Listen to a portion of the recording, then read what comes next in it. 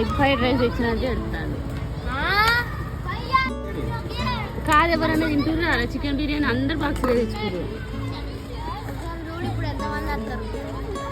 చూస్తే తింటే తీసుకొస్తాం రిస్కేసిగిన సరేనా.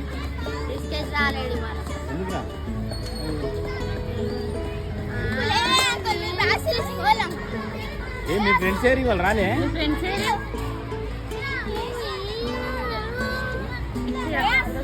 మనం